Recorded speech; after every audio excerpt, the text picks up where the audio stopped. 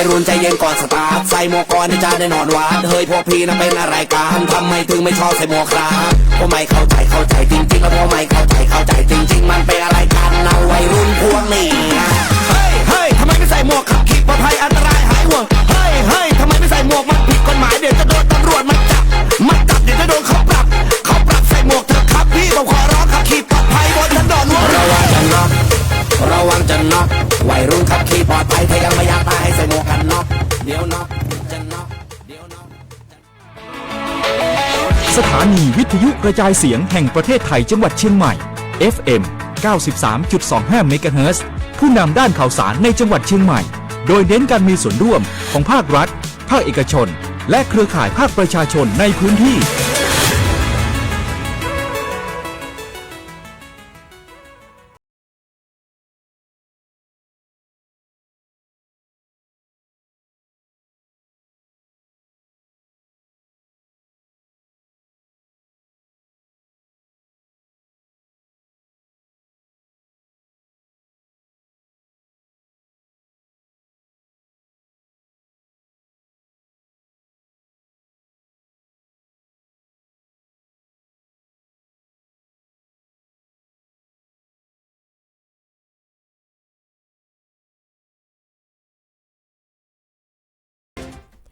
สวัสดีค่ะต้อนรับคุณผู้ฟังเข้าสู่รายการมองเชียงใหม่กับทีมข่าวสท.เชียงใหม่ค่ะ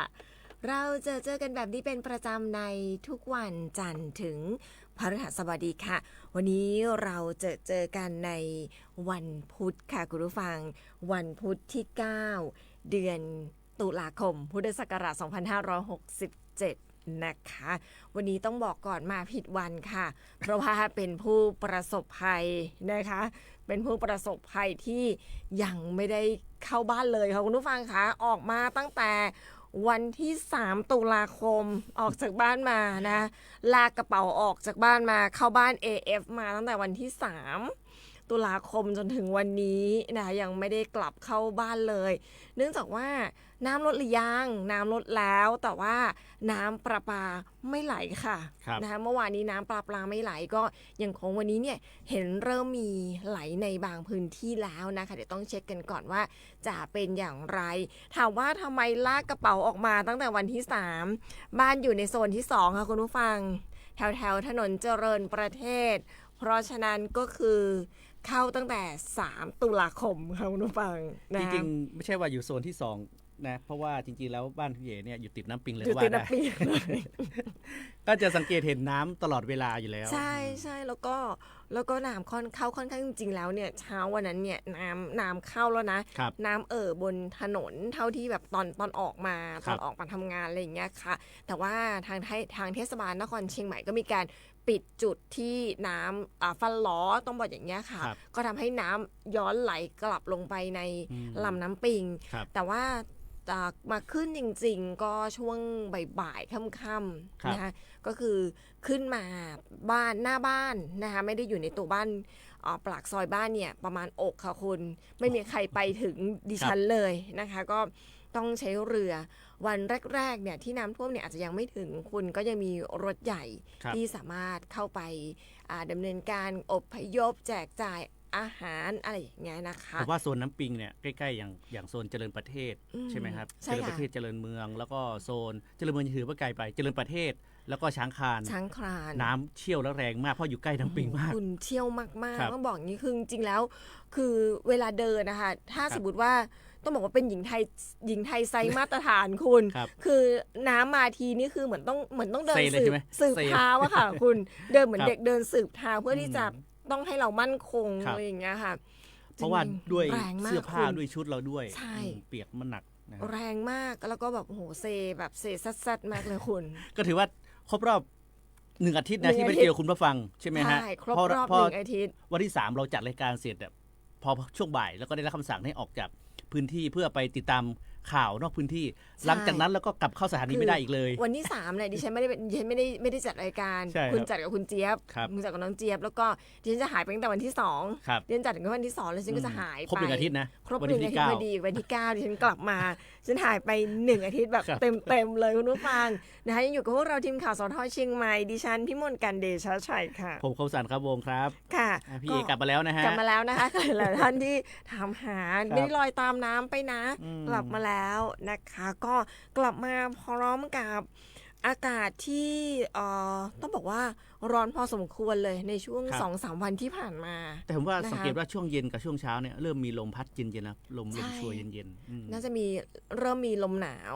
แต่ก็ถือว่ากลางวันก็ยังคงร้อนค่ะคุณผู้ฟัง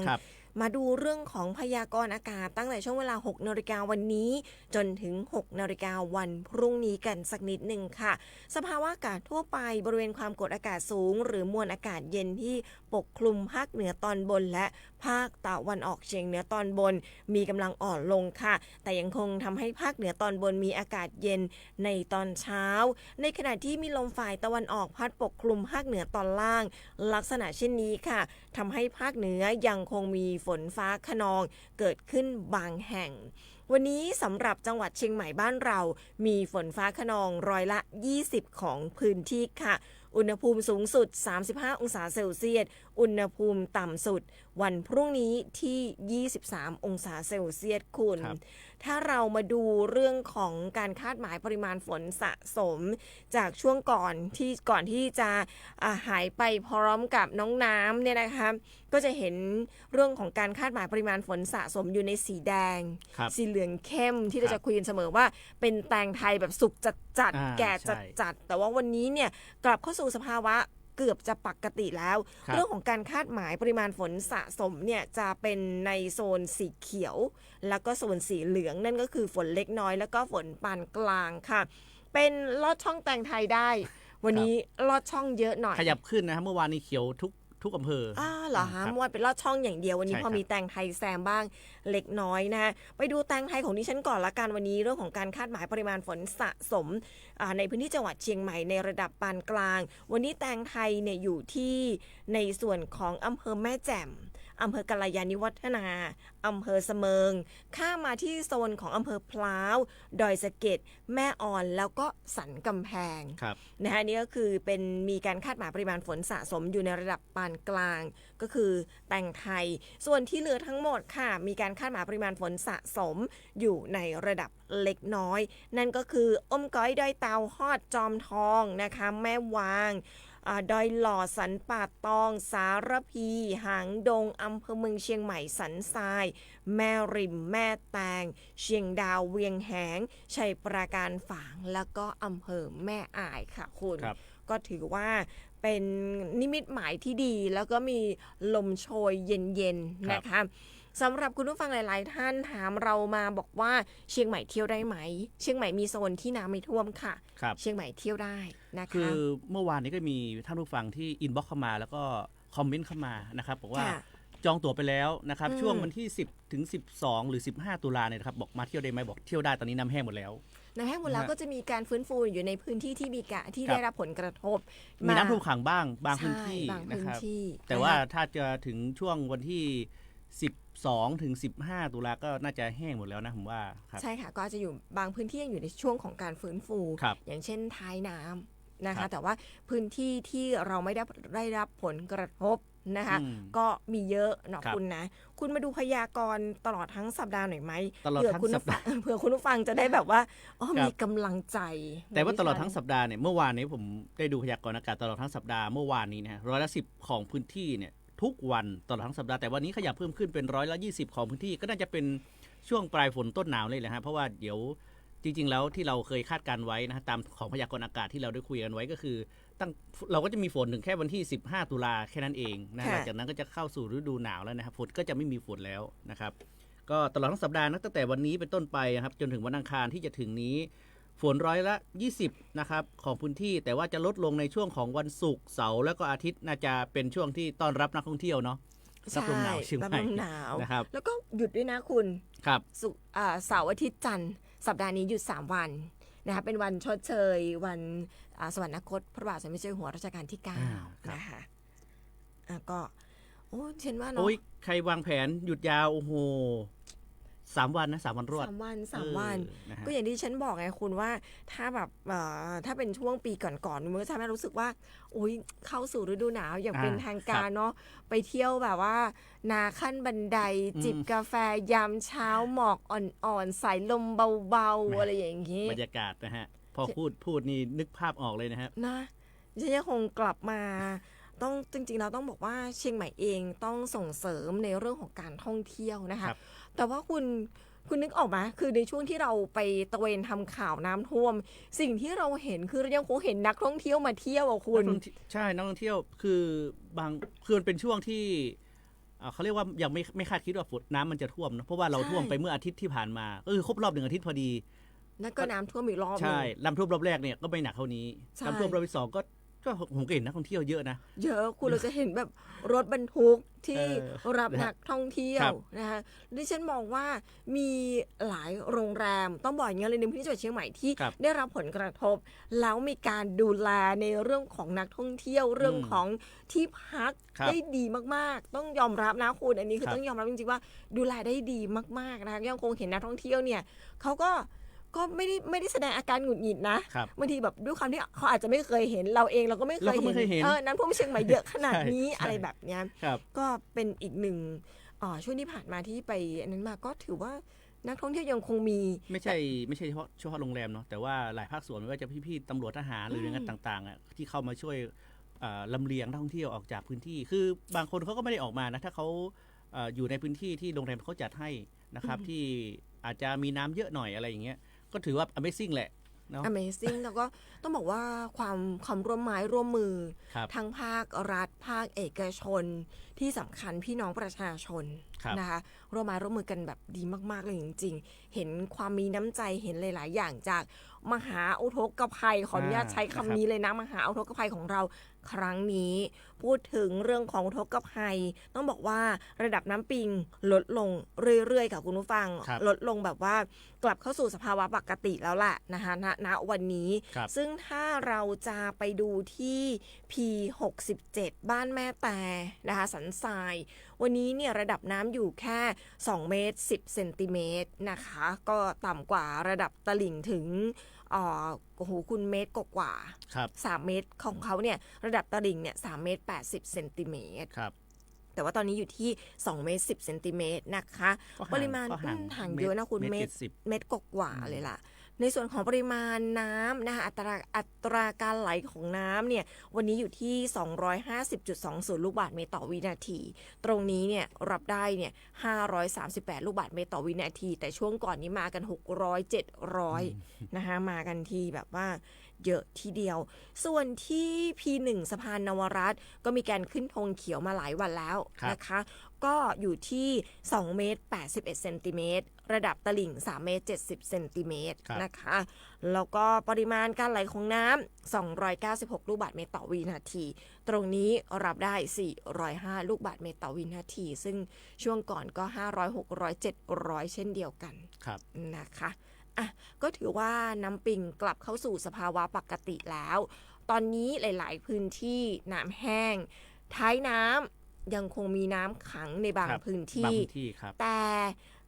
หลายภาคส่วนก็เข้ามานะคะฟื้นฟูเข้ามาสนับสนุนในส่วนของชลประทานเองเขาก็มีการเร่งสนับสนุนเครื่องจักรเครื่องมือรถน้ำกำลังพลฟื้นฟูทำความสะอาดเมืองเชียงใหม่ขณะที่อย่างที่บอกไปบางพื้นที่ยังคงมีน้ำท่วมสูงนะคะซึ่งชลประทานเองนอกจากมาช่วยในเรื่องของฟื้นฟูแล้วยังช่วยในเรื่องของการสูบน้ำช่วยเหลือพี่น้องประชาชนอย่างต่อเนื่องด้วยค่ะคุณ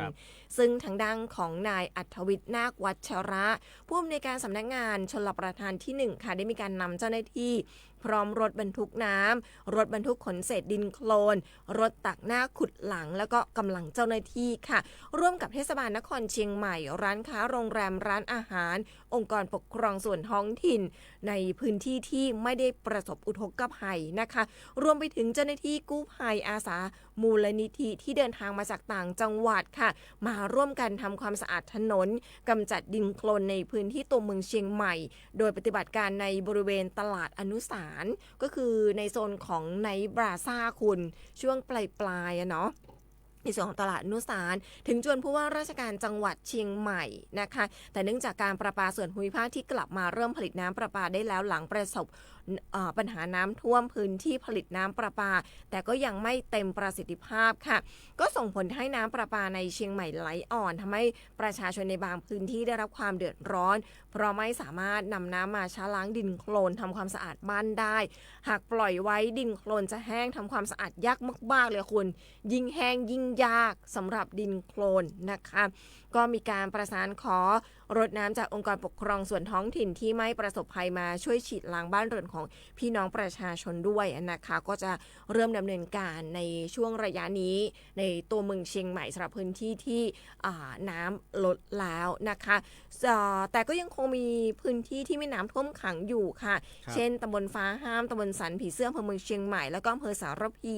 ซึ่งทางด้านของสำนักงานชลประทานที่ 1ก็ได้ออกสำรวจแล้วก็เร่งติดตั้งเครื่องสูบน้ำทำการสูบน้ำเพื่อช่วยเหลือประชาชนอย่างเร่งด่วนนะคะเดี๋ยววันนี้เราจะออกไปดูกันว่าพื้นที่ที่มีการตั้งเครื่องสูบน้ำในหลายๆพื้นที่เนี่ยตอนนี้ระดับน้ำเป็นอย่างไรกันบ้างนะคะคุณมีเรื่องของน้ำไหมเราเอาเรื่องของน้ำไปก่อนไหมแล้วเดี๋ยวเราค่อยไปทักทายคุณผู้ฟังแล้วก็ไปเรื่องของช่วงดีๆจาก PEA กันคุณเรื่องของน้ำนะครับวันนี้จริงๆแล้วอย่างที่พี่เอกบอกไปก็คือวันนี้เราจะไปตาม3จุดนะในโซนของอำเภอเมืองที่ยังมีน้ำตกค้างอยู่ก็คือที่โรงพยาบาลลานา3ซึ่งโครงการชลประทานเชียงใหม่เนี่ยเขามีการติดตั้งเครื่องสูบน้ำเพื่อผลักดันน้ำออกนะครับดูดน้ำออกจากพื้นที่แล้วก็อีกจุดหนึ่งก็คือที่บ้านเกาะกลางนะครับตำบลป่าแดดแล้วอีกจุดหนึ่งนะครับที่ในตัวเมืองเชียงใหม่ที่ยังนี่อยู่ก็คือสันปะเลียงหนองหอยนะครับที่จะมีการดูดน้ำออกคือติดตั้งได้หลายวันนะครับก็เร่งดูดน้ำออกให้แห้งเร็วที่สุดนะครับรวมไปถึงพื้นที่ท้ายน้ำเมื่อวานนี้ก็ได้พูดคุยกับท่านนายกเทศบาลตำบลหนองแฝกนะครับสารพีบอกว่าตอนนี้ระดับน้ำที่คลองร้องฝรั่งเนี่ยระดับน้ำเนี่ยมันเท่ากับตลิ่งแต่ถ้าระดับน้ำเนี่ยลดต่ำกว่าตลิ่งเมื่อไหร่นะครับเครื่องของทางปพนะครับจากกำแพงเพชรเนี่ยที่ติดตั้งอยู่เมื่อตั้งแต่อาทิตย์ที่แล้วเนี่ยก็จะเดินเครื่องทันทีเพื่อผลักดันน้ำดูดน้ำออกนะครับออกจากพื้นที่โดยเร็วรวมไปถึงตอนนี้นะครับเป็นเรื่องราวดีๆแล้วกันนะครับเป็นประกาศนะของวิทยาลัยเทคนิคนะครับเชียงใหม่ร่วมกับธนาคารออมสินภาค8นะครับช่วยเหลือชุมชนผู้ประสบอุทกภัยในจังหวัดเชียงใหม่ซ่อมแซมเครื่องใช้ไฟฟ้ารถจักรยานยนต์รถยนต์และอุปกรณ์ทางการเกษตรวันที่9ถึง12ตุลาคม2567นะครับเรียกว่าเป็น Fix It Center นะครับก็ให้บริการตั้งแต่8โมงเช้านะครับ8โมง30นาทีเนาะ8นาฬิกา30นาทีถึง16นาฬิกา30นาที3จุดบริการด้วยกันนะครับจุดบริการที่1ก็คือสถาบันการเงินชุมชนบ้านท้องฝายตำบลริมเหนืออำเภอแม่ริมจังหวัดเชียงใหม่จุดที่2ก็คือวัดเมืองศาสตร์หลวงตำบลวัดเกตอำเภอเมืองเชียงใหม่จังหวัดเชียงใหม่และจุดที่3ศาลารวมใจ SML หมู่ที่1บ้านแม่ขาน้อยตำบลป่าแดดอำเภอเมืองเชียงใหม่จังหวัดเชียงใหม่นะครับก็สามารถติดต่อสอบถามได้ที่เบอร์โทรศัพท์นะครับ053-217-708ต่อ0นะครับ053-217-708ต่อ0 3จุดนะครับ3จุดก็คือที่อำเภอแม่ริมนะครับบ้านท้องฝายจุดที่2วัดเมืองศาสตร์หลวงจุดที่3คือบ้านแม่ขาน้อยนะครับตำบลป่าแดดอันนี้ก็ไปใช้บริการกันได้นะครับเป็นเรื่องราวดีๆที่ช่วยเหลือกันนะครับก็ถือว่าเป็นการทิ้งหนังสือเนาะไปถือประแจนะไปซ่อมแซมเรื่องของอุปกรณ์ไฟฟ้าต่างๆนะครับซึ่งอุปกรณ์ไฟฟ้าเนี่ยทุกชนิดนะครับที่ได้รับผลกระทบหรือว่าแช่น้ำหรือน้ำท่วมเนี่ยอย่าเพิ่งเปิดใช้งานนะผมว่าต้องให้ช่างตรวจสอบก่อนเนาะจริงๆมันอาจจะพอช่างตรวจเช็คแล้วก็อาจจะใช้ได้ทันทีนะครับพอเรายังไปตรวจเช็คอย่าไปเสียบปลั๊กอาจจะช็อตแล้วก็ทำให้เกิดอันตรายได้ นะครับในส่วนของภาคเอกชนค่ะ ครับ คุณสยามทีวีก็ ครับ เปิดให้บริการด้วยเหมือนกันนะคะเขาก็จะเสียแค่ค่าอะไหล่คุณ ครับ นะคะสำหรับในส่วนการตรวจเช็คเรื่องของการเปลี่ยนค่าแรงเขาก็ไม่คิดค่าใช้จ่าย แต่ว่าเขาก็จะคิดเฉพาะในส่วนของอะไหล่อย่างอุปกรณ์เครื่องใช้ไฟฟ้าต่างๆ บางทีต้องเปลี่ยนอะไหล่นะคะแล้วก็จะจ่ายเฉพาะค่าของอะไหล่ที่สยามทีวีนะคะเข้าไปติดต่อกันได้สำหรับพี่น้องประชาชนที่ได้รับผลกระทบจากเรื่องของน้ำท่วมขังคุณดิฉันขอแจ้งเรื่องการจราจรสักนิดหนึ่งได้ไหมคุณครับผมวันนี้ก็ 9 ตุลาคมนะคะเทศบาลนครเชียงใหม่ร่วมมือกับทุกภาคส่วนเขามีการดำเนินการกิจกรรมที่ชื่อว่า Big Cleaning Day นะคะเช้านี้เนี่ยได้ดำเนินการที่ทำความสะอาดบริเวณโค้งรติล้านนาคุณก็คือโค้งที่เราจะวิ่งไปป่าพร้าวนอกใช่ไหมใช่ครับป่าพร้าวนอกนะคะก็จะเป็นรถของเทศบาลนครลำปางคุณข้ามถิ่นมาเลยนะคะจากลำปางมาช่วยพวกเราก็ต้องบอกคุณผู้ฟังว่าใจร่มๆนะช่วงนี้จะมีเรื่องของการฉีดล้างถนนมันจะเป็นโคลนค่ะก็รถมอเตอร์ไซค์นะคะหลายๆคนก็จะพูดภาษาเหนือว่าบดีไปขี้เปอะมันนักรถมันจะเพลิดนะเมื่อวานมีหลายรายนะเห็นในภาพข่าวต่างๆนะคะก็ระมัดระวังเรื่องของการใช้รถจักรยานยนต์ส่วนรถยนต์ก็เบาๆกันสักนิดนึงนะคะพี่ๆเขากำลังล้างกันอยู่ส่วนวันนี้เนี่ยมีหลายจุดเลยทีเดียวนะคะโปรดหลีกเลี่ยงเส้นทางดังกล่าวโดยการขอความร่วมมือของทางตำรวจแล้วก็เทศบาลนะคะซึ่งเขาขอให้หลีกเลี่ยงก็คือ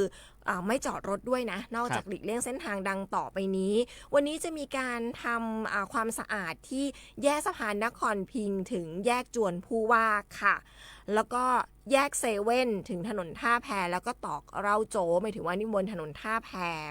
แล้วก็จะมีตรงโอจินเฮงคุณตรงเป็นที่เป็นร้านทองถึงถนนราชวงศ์เส้นที่ตลาดดอกไม้ก่อนถึงตลาดดอกไม้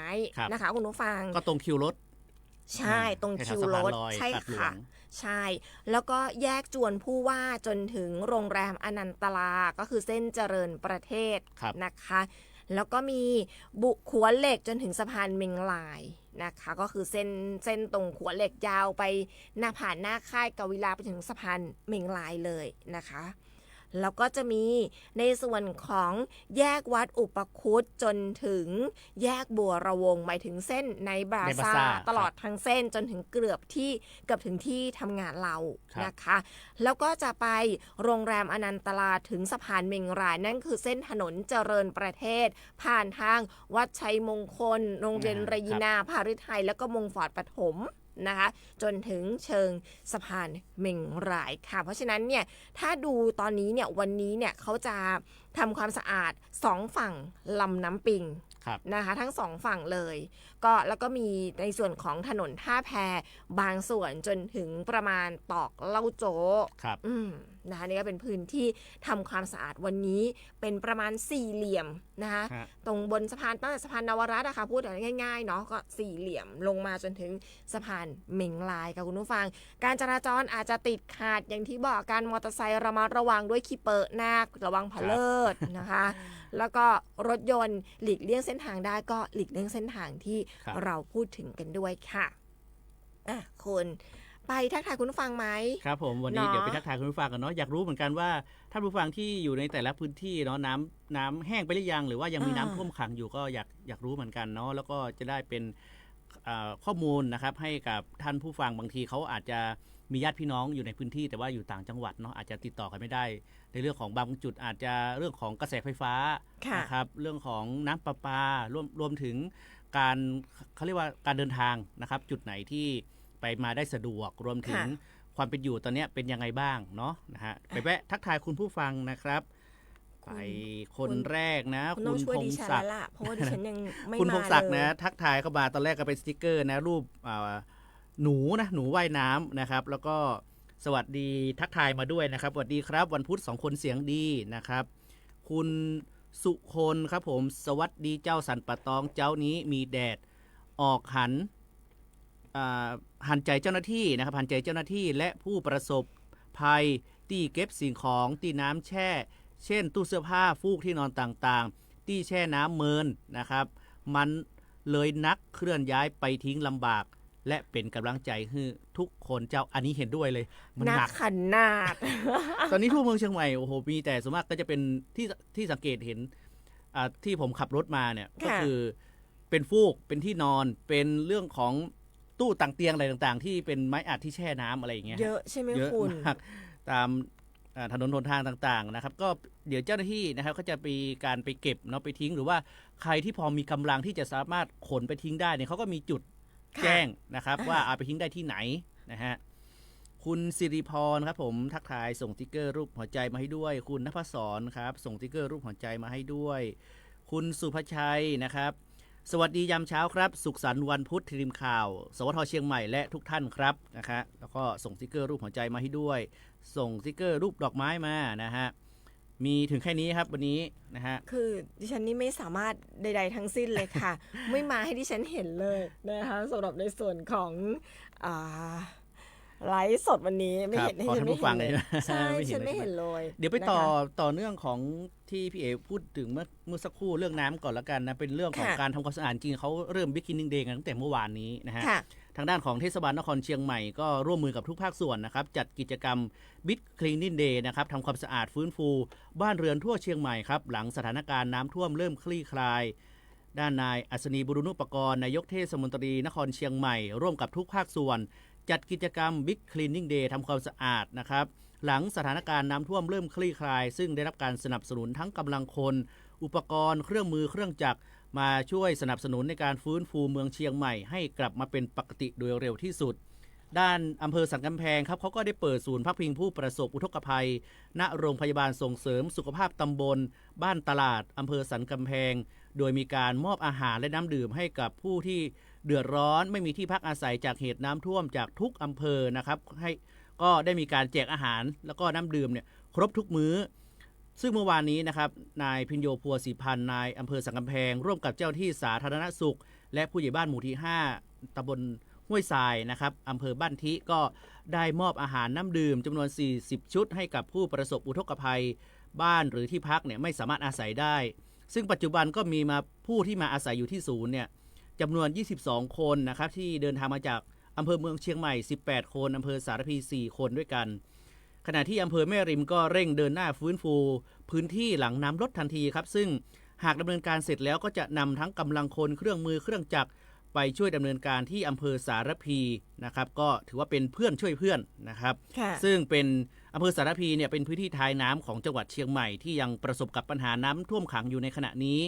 ก็จะเร่งไปช่วยนะครับเพื่อบรรเทาความเดือดร้อนให้กับประชาชนโดยเร็วครับผม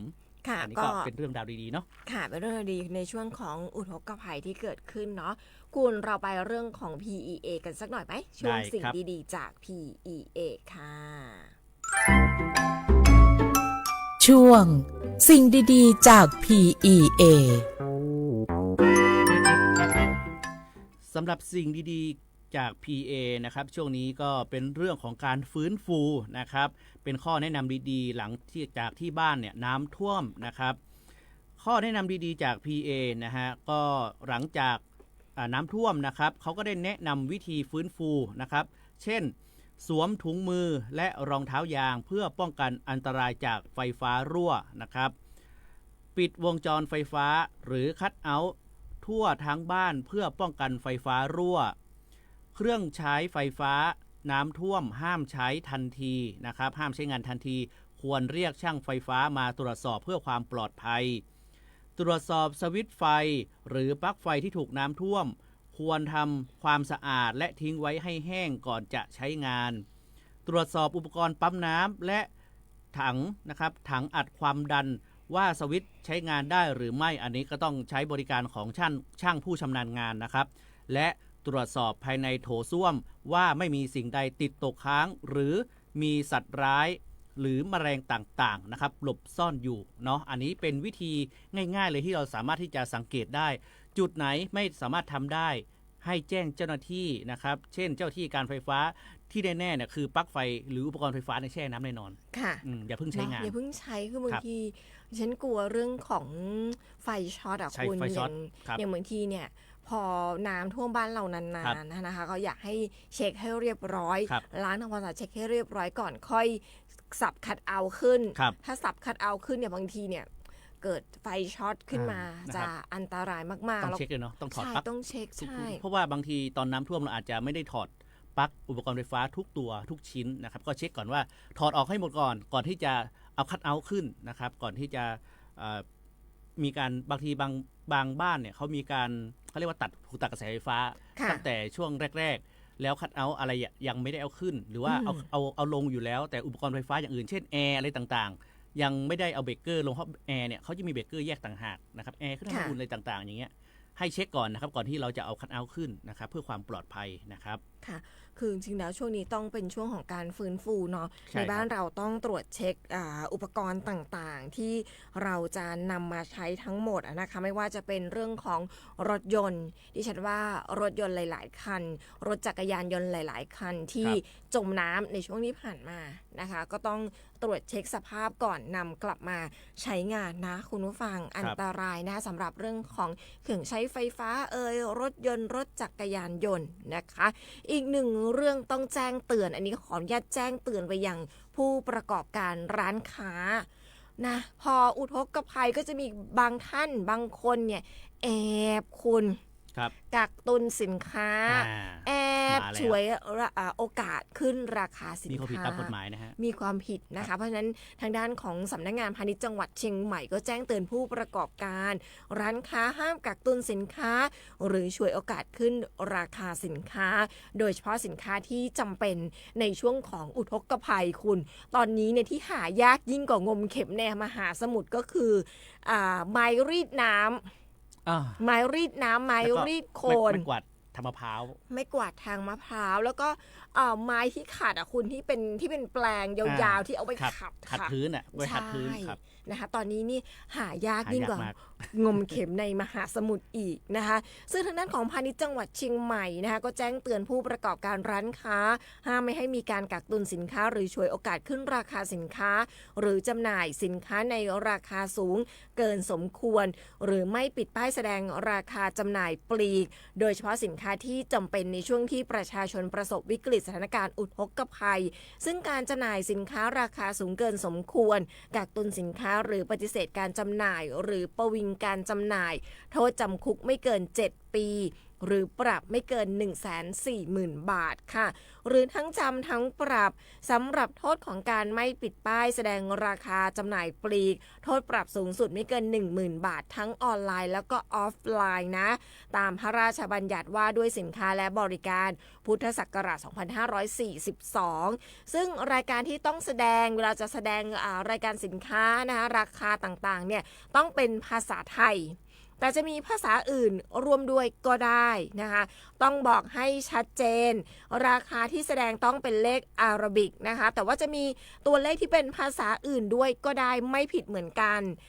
ราคาที่แสดงต้องระบุจำนวนที่ชัดเจนต้องไม่ใช้แบบนี้คุณ9 xxx คุณนึกออกไหม9 xx อะไรอย่างเงี้ย9x อะไรอย่างเงี้ยไม่ได้นะคุณผู้ฟังใช้ xxx เนี่ยแทนการแสดงราคาไม่ได้ต้องไม่ปกปิดปริมาณขนาดเพื่อผลประโยชน์ของตนเองหากพบเห็นคุณผู้ฟังหากพบเห็นการกระทำดังกล่าวสามารถแจ้งร้องเรียนสายด่วนที่1569หรือสำนักงานพาณิชย์จังหวัดเชียงใหม่ได้เลยนะ053112659ค่ะนี่ก็เป็นเรื่องแจ้งเตือนผู้ประกอบการเราก็แจ้งให้คุณผู้ฟังได้เป็นหูเป็นตาพบเจอการกระทำที่ดิฉันพูดถึงก็แจ้งได้1569นะคะอัปเดตเส้นทางหน่อยอัปเดตเส้นทางหน่อยนะครับตอนนี้ถนนเลียบรางรถไฟนะฮะเส้นเชียงใหม่เชื่อมต่ออำเภอสารพีตอนนี้สามารถใช้งานได้แล้วนะครับน้ำแห้งแล้วดิฉันเห็นแบบว่าเห็นรถไฟเห็นรางรถไฟเนี่ยไม่เหมือนวันที่เราเห็นแม่น้ำเลยนะใช่คุณผู้ฟังคือต้องบอกอย่างนี้คือดิฉันเนี่ยพวกเราเนี่ยไปตามดูเส้นทางนี้ตลอดเวลาจนเข้าไม่ได้ตามดูจนแบบไม่สามารถจะเข้าไปได้แล้วคือเห็นจากน้ำที่ไหลแรงแล้วก็คลุมทางรถไฟจนเป็นแม่น้ำแล้วก็สูงขึ้นเรื่อยๆนะครับแล้วก็ช่วงที่ขับรถลุยน้ำกันเนี่ยบางท่านอาจจะมีป้ายทะเบียนหายนะครับทางด้านขนส่งจังหวัดเชียงใหม่ท่านมานพพุทธวงศ์ก็บอกว่า สามารถที่จะไปขอใหม่ได้นะครับสามารถที่จะไปติดต่อได้ที่ขนส่งจังหวัดเชียงใหม่หรือสามารถสอบถามได้ที่ Facebook Fanpage นะครับขนส่งจังหวัดเชียงใหม่ได้นะครับรวมไปถึงก็มีกิจกรรมดีๆนะฮะที่จะมาบอกท่านผู้ฟังนะครับเรื่องของน่าจะเป็นการซับน้ำตานะผู้ประสบอุทกภัยจังหวัดเชียงใหม่นะในวันพรุ่งนี้นะครับทางด้านขององค์การบริหารส่วนจังหวัดเชียงใหม่ครับจัดกิจกรรมสุดยิ่งใหญ่รวมศิลปินเชียงใหม่เพื่อช่วยเหลือผู้ประสบอุทกภัยเชียงใหม่ก็เตรียมพร้อมนะครับท่านใดที่จะไปร่วมกิจกรรมนะครับซึ่งศิลปินนะครับที่จะมาร่วมแบ่งปันนะครับเรื่องของกิจกรรมดีๆนี้มาสร้างสีสันในงานนี้ก็ได้แก่อ้อมรัตนังไม้เมืองเดอะเพอนะครับดุริยางค์ทหารบกมทบ33วงสดชื่นและครูแอดเดอะสล้อนะครับในวันพฤหัสบดีนะครับวันพรุ่งนี้นะครับ10 ตุลาคมเวลา 5 โมงเย็นเป็นต้นไปจนถึงเที่ยงคืนณอ่างกรีนเลคองค์การบริหารส่วนจังหวัดเชียงใหม่นะครับก็สามารถที่จะไปร่วมให้กำลังใจและส่งพลังแห่งความรักให้กับผู้ประสบอุทกภัยไปด้วยกันนะครับซึ่งก็จะมีการรับบริจาคด้วยนะครับเพื่อเป็นกองทุนในการช่วยเหลือผู้ประสบอุทกภัยแน่นอนละหลายๆท่านเนี่ยเรื่องของที่หลับที่นอนนะครับต่างๆนะครับรวมถึงเครื่องยังชีพอุปกรณ์ต่างๆนะครับที่ถูกน้ำท่วมนะครับหรือว่าเสียหายจากน้ำท่วมนะครับคือบางอย่างอาจจะใช้ไม่ได้เลยนะครับอย่างเช่นบางทีเครื่องซักผ้าในแช่น้ำหลายวันอะไรอย่างเงี้ยนะครับตู้เย็นด้วยนะครับเครื่องใช้ไฟหลายๆอย่างก็ถือว่าเนี่ยจะเป็นส่วนหนึ่งที่จะมาช่วยเหลือนะครับไม่มากก็น้อยแหละนะครับช่วยแบ่งเบาภาระนะครับของท่านที่ประสบอุทกภัยและก็อย่าลืมนะครับไปลงทะเบียนนะครับกับทางด้านองค์กรปกครองส่วนท้องถิ่นเนาะอบต.เทศบาลนะครับว่าเรามีทรัพย์สินอะไรเสียหายบ้างแต่ต้องมีการถ่ายภาพถ่ายรูปประกอบไปด้วยนะครับว่าอุปกรณ์อะไรหรือว่าของทรัพย์สินอะไรเราเสียหายบ้างเพื่อรับเงินเยียวยาจากภาครัฐนะครับเป็นเบื้องต้นนะฮะก็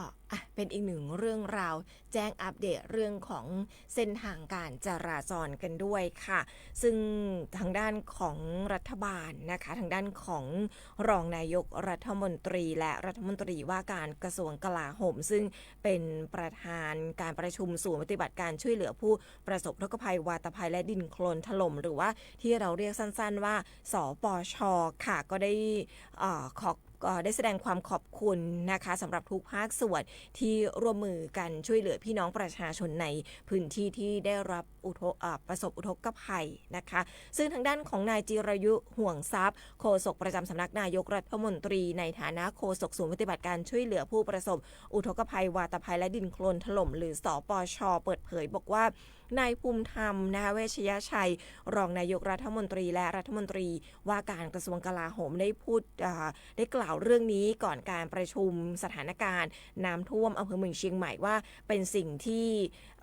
เกิดขึ้นในรอบ500 ปีเลยทีเดียวนะคะเป็นปรากฏการณ์ที่เกิดขึ้นในรอบ500 ปีซึ่งเกิดจากน้ำท่วมใหญ่ไม่ใช่ความผิดพลาดของฝ่ายใดฝ่ายหนึ่งหรือว่าการบริหารจัดการของราชการที่ต้องเผชิญสิ่งที่เกิดขึ้นชี้ให้เห็นว่าจำเป็นต้องมีระบบป้องเมืองด้วยเขื่อนขนาดเล็กจึงขอให้กรมชลประทานกระทรวงมหาดไทยศึกษาเรื่องนี้พร้อมกับให้